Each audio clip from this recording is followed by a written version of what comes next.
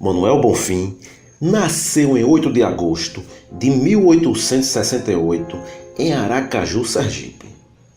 Aos 17 anos, ele foi morar na Bahia, onde iniciou o curso de medicina que fora concluído no Rio de Janeiro. Manuel Bonfim trabalhou como médico em quartéis da polícia, deu aulas particulares, foi deputado, redator e escritor. Em 1894, ele se desiludiu com a medicina por não ter conseguido salvar a vida da filha e abandonou a profissão, passando a se dedicar à área de educação e sociologia. Mas, ao se deparar com a triste realidade do ensino público no Brasil, ele também acabou abandonando a profissão de professor para se dedicar somente à produção intelectual e literária. Manuel Bonfim se considerava um utopista, porque ele tinha como objetivo mudar o mundo através de uma luta consciente e humanitária em defesa da cidadania, por ele ter sido influenciado pelas teorias do socialismo marxista e de anarquistas como Proudhon, Bakunin e Kropotkin. E essas teorias lhe ajudaram a analisar os males da sociedade brasileira e latino-americana.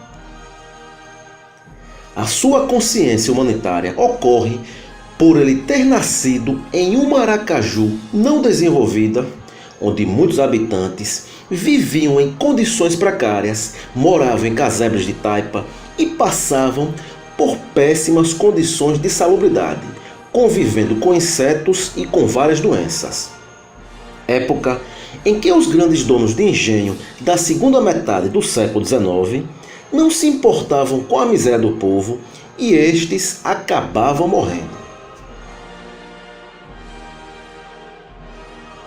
O radicalismo de Manuel Bonfim era tão imenso que ele até negou fazer parte da Academia Brasileira de Letras, porque essa fazia a separação de intelectuais acadêmicos e dos não acadêmicos, excluindo muitos intelectuais grandiosos por questões hierárquicas. Mas o autor sergipano fez parceria com Olavo Bilac para publicar 2 livros didáticos e uma revista com Machado de Assis. A obra de Manuel Bonfim é considerada pioneira na sociologia do país e ajudou a elevar a cultura brasileira. Suas principais obras foram Compêndio de História da América e A América Latina, Males de Origem.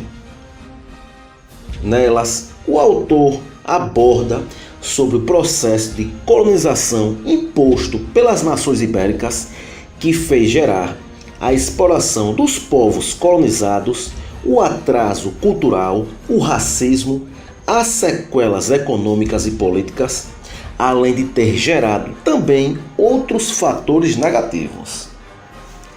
Entre 1928 e 1931, o estado de saúde de Manuel Bonfim se agravou e ele faleceu em 1932 no Rio de Janeiro.